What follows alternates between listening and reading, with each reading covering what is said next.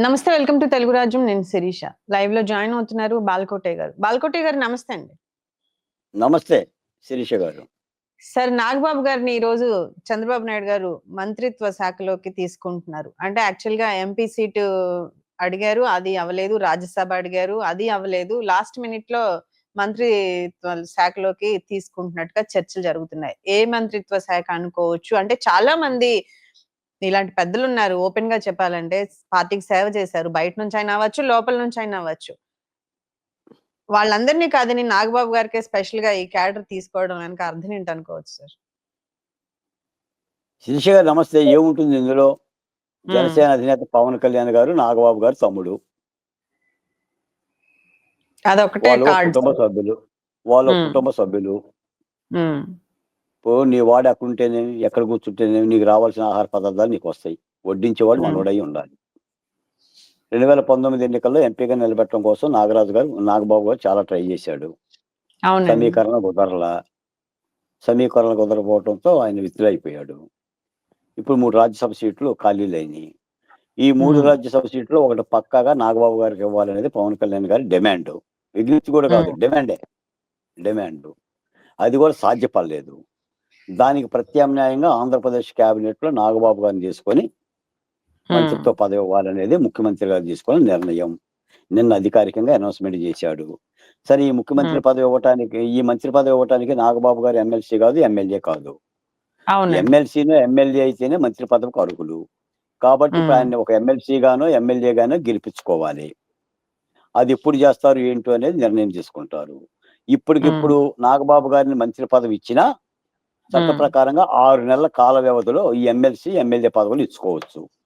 ఇంకా హ్మ్. ప్రేమ ఉంటే నాగబాబు గారి మీద ఏ జనసేన ఎమ్మెల్యేని రాజీనామా చేయించి అక్కడ పోటీ చేయించొచ్చు. లేదా హ్మ్. తెలుగుదేశం పార్టీ ఎమ్మెల్యే ఒకరిని రాజీనామా చేయించి అక్కడ పోటీ చేయించి గెలిపించుకోవచ్చు. లేదా ఎమ్మెల్సీలు ఖాళీలు అయితే ఎమ్మెల్సీలో గెలిపించుకోవచ్చు.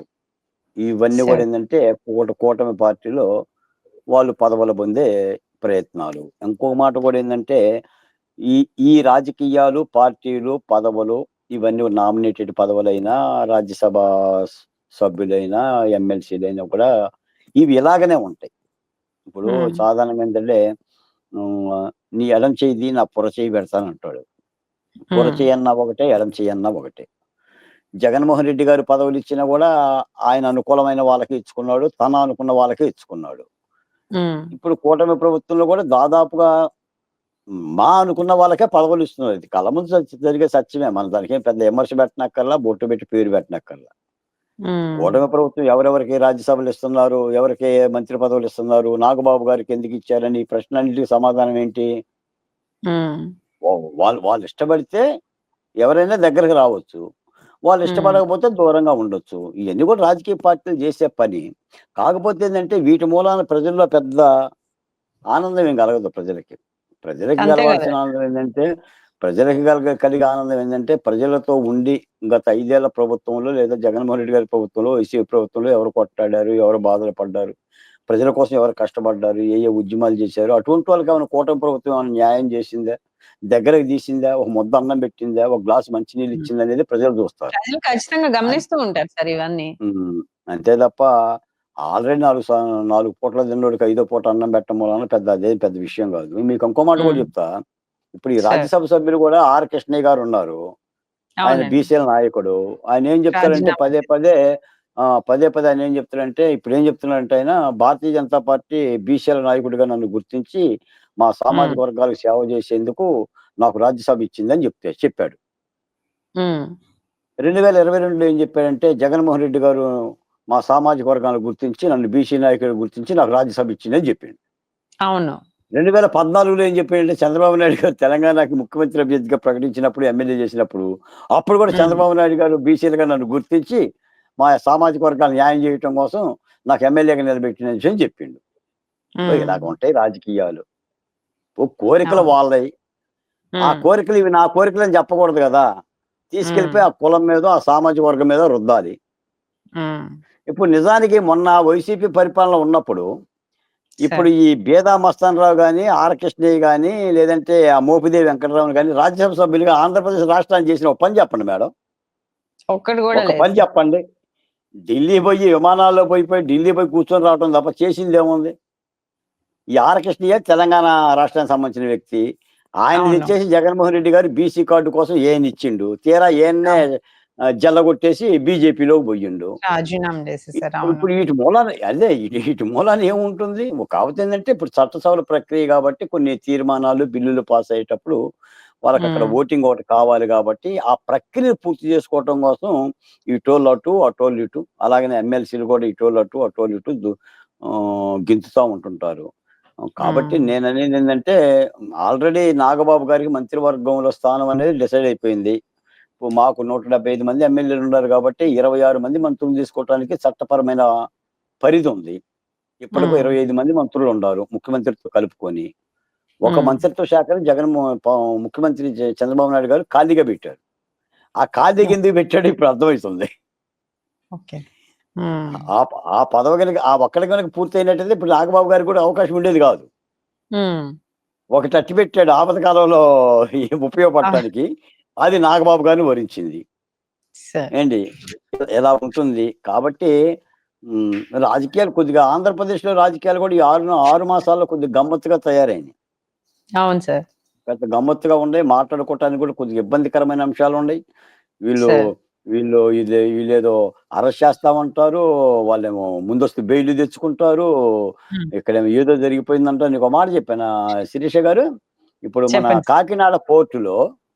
అవును సార్. కాకినాడ పోర్టులో హ్మ్. 1,31,00,000 టన్నుల బియ్యం ఎగుమతయ్యింది అనేది నాదెండ్ల మనోహర్ గారు చెప్పిన మాట. అవును సార్. కానీ తద్వారా ద్వారకా 40 చంద్రశేఖర్ వచ్చేసి వినండి ఒక్క యెస్ మాట. సార్.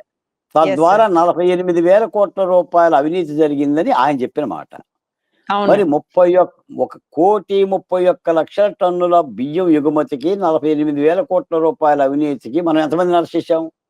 ఈ ప్రశ్న హ్మ్. అడగకూడదు మళ్ళీ. హ్మ్. అసల ఆ కాకినాడ ఒక్కరోజే పోర్టు హడావిడయింది సార్. తర్వాత ఒక్క దాని విషయం ఒక్క ఏం మాట. బయటికే నువ్వు రాలేదు సార్. ఒక్క నిమిషం. కాకినాడ పోర్టు వ్యవహారాల్లో పివి రావు 3,900 కోట్ల రూపాయల లాభాలు కలిగిన వాటాలని తల హ్మ్. మీద తుపాకీ పెట్టి 493 కోట్ల రూపాయలకు రాయించుకున్నారని ఆయన లిఖితపూర్వకంగా ఇచ్చిన ఫిర్యాదు. హ్మ్. దాని మీద సిట్ చేశారు. హ్మ్. ఈ రేషన్ బియ్యం మీద సిట్ చేశారు. మరి సిట్ ఎప్పుడు తేలుతుందో తెలీదు. చూడండి మరి. అంటే హ్మ్. ఏమి చర్యలు? ఇవన్నీ కూడా ఏందంటే కొద్దిగా గమ్మత్తుగానే ఉన్నాయి ఆంధ్రప్రదేశ్‌లో. చట్టం పనిచేస్తుందా లేదా నిద్రపోతుందా అన్నట్టుగా ఉంది. ఇంకో మాట హ్మ్. ఏందంటే శిరీష గారు ముఖ్యమైన మాట. సార్. మేము గత 5 ఏళ్లలో చేసిన ఉద్యమాలన్నీ కూడా ఏందంటే హ్మ్. జగన్మోహన్ రెడ్డి గారి ఏలుబడిలో ఆంధ్ర రాష్ట్రం అంతా కూడా కుక్కలు చింపిన విస్తరైపోయింది. అమరావతి లేకుండా పోయింది. పోలవరం లేకుండా పోయింది. దాడులు, దౌర్జన్యాలు, హత్యలు, అత్యాచారాలు జరుగుతున్నాయి. ఉపాధి లేకుండా హ్మ్. పోయింది. రాష్ట్రాన్ని కాపాడుకుందామని జగన్మోహన్ రెడ్డి గారికి వ్యతిరేకంగా ఉద్యమాలు చేసి కూటమి ప్రభుత్వాన్ని రాకకి రహదారులేసాం మేము. అవును. తద్వారా కూటమి పోరాడింది. ఆయా రాజకీయ పార్టీలు పోరాడినయి. వాళ్ళు శ్రమ పడ్డారు. పవన్ కళ్యాణ్ గారు కష్టపడ్డారు. చంద్రబాబు నాయుడు గారు కష్టపడ్డారు. లోకేష్ గారు కష్టపడ్డారు. వెరసి 124 సీట్లతో వీళ్ళకి ప్రభుత్వం వచ్చింది. ఇప్పుడు అవును. ఆయన పరిపాలనా విధ్వంసాల మీద చర్యలు తీసుకోమంటే వీళ్ళు మేనమేషాలు లెక్కిస్తున్నారు. అంటే ఇప్పుడేందంటే ఇప్పుడు అంటే కుక్ ఇప్పుడు కుక్కలు చింపిన విస్తరగా మారిన ఆంధ్ర రాష్ట్రాన్ని కాపాడుకోవటానికి ఉద్యమాలు చేసినట్లుగానే ఇప్పుడు హ్మ్. 5 ఏళ్ల వైసీపీ పరిపాలన విధ్వంసం మీద కూడా చర్యలు తీసుకోమని కూటమి ప్రభుత్వం మీద ఒత్తిడి చేస్తూ ప్రజా ఉద్యమాలు నిర్మించాల్సిన పరిస్థితిలోకి మేము నెట్టబడ్డాం. హ్మ్. నిజంగా అసలు ఇటువంటి వాతావరణం వస్తుందని నేను ఊహించలా. హ్మ్. 6 మాసాల ప్రభుత్వంలో మనం ఆనందంగా చెప్పుకోదగ్గ ఒక నిర్ణయం. శభాష్! హ్మ్. దిస్ ఈస్ హ్మ్. The government. This is the administration. This is the ruling అని హ్మ్. గట్టిగా చెప్పుకొని, ఊపిరి పీల్చుకొని చెప్పుకోవటానికి ఒక ఉదాహరణ చెప్పండి? 6 హ్మ్. మాసాల్లో ఏమన్నా హ్మ్. ఉందా శిరీష గారు? లేదు సార్. ఉందా? అలాంటి మెర్క్యురీకి లాంటి నిర్ణయం ఏమన్నా ఉందా? ఏమీ లేదు. హ్మ్. యథా రాజా తథా ప్రజా లాగానే పరిపాలన కొనసాగుతుంది. హ్మ్. కాకపోతే ఏందంటే జగన్మోహన్ రెడ్డి గారు మరీ చాలా చాలా ఇబ్బంది పెట్టి అన్ని సామాజిక వర్గాలను ఇబ్బంది పెట్టాడు కాబట్టి కొద్దిగా స్వేచ్ఛొచ్చింది. ఆ స్వేచ్ఛతో గాలి పీల్చుకుంటున్నాం. వీళ్ళేమో అభివృద్ధి కార్యక్రమాలు చేస్తున్నామని చెప్పేసని చేస్తాము అనేమో కూటమి ప్రభుత్వం గట్టిగా ఆ దిశగా అడుగులేస్తుంది. హ్మ్. కాబట్టి ఒక అభివృద్ధే కాదు శిరీష గారు. తీసుకోవాల్సిన చర్యలు కూడా తీసుకోవాలి. మీకు అవును. కొండకు చిల్లి పెట్టి కొండలో నీళ్లు పోస్తే ఎలా అయితే నీళ్లు ఉండవో, హ్మ్. జల్లెడలో నీళ్లు పోస్తే జల్లెడలో నీళ్ళైతే ఎలా ఉండవో, మీరు ఆంధ్రప్రదేశ్‌లో ఇలాంటి వేల కోట్ల రూపాయలను అపహరిస్తున్న అవినీతి పరులకు కళ్ళెం వేయకుండా మనం హ్మ్. సంపాదన చేసిన ఆర్థిక సంపాదనని పెంచినా కూడా మళ్ళీ తిరిగి ఈ అవినీతి పరుల దగ్గరికి ఆ సంపాదన పోతుంది. అవును సార్. నేను ఇవ్వాలన్న మాట కూడా ఏందంటే, ఈ రేషన్ బియ్యానికి 2014-19 హ్మ్. ఆంధ్రప్రదేశ్ పెట్టిన ఖర్చు 30,000 కోట్లు. కేంద్ర హ్మ్. ప్రభుత్వం ఇచ్చిన ఖర్చు 49,000 కోట్లు.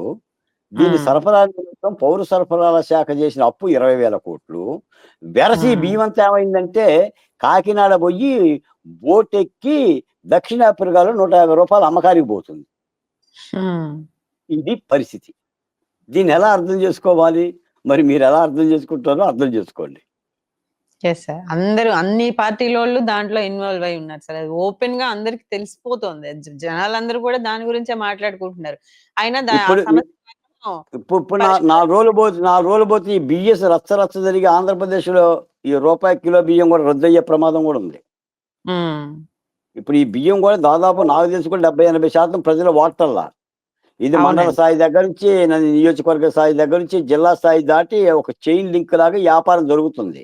హ్మ్. డైరెక్ట్ దాని గానే మీద గూడా అకౌంట్‌లో ఆ! డబ్బులేస్తున్నారు గదా సార్ మరి రేషన్ దాని మీద వాళ్ళు. గూడా కూటమి ప్రభుత్వం సమీక్షించుకొని చెయ్యాలి. మరి ఈ బియ్యం వాడినప్పుడు దీనికి ప్రతిఫలంగా ఈ బియ్యం కాకుండా మరో బియ్యాన్ని ఇవ్వగలమా?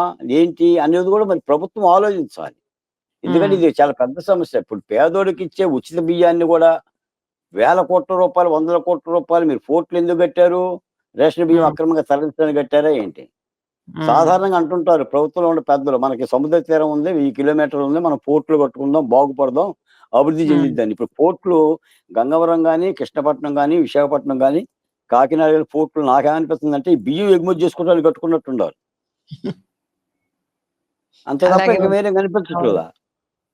అవును. కాబట్టి ఇందులో ఎవరి ఇన్వాల్వ్‌మెంట్ అయినా, వ్యవస్థీకృత లోపమైనా వీటికి మాత్రం కళ్ళెనెయ్యాల్సిన బాధ్యత మాత్రం ప్రభుత్వం మీద ఉంది. Yes sir. Thank you Balkottaiah garu. Thank you so much. Thank you Sirisha గారు.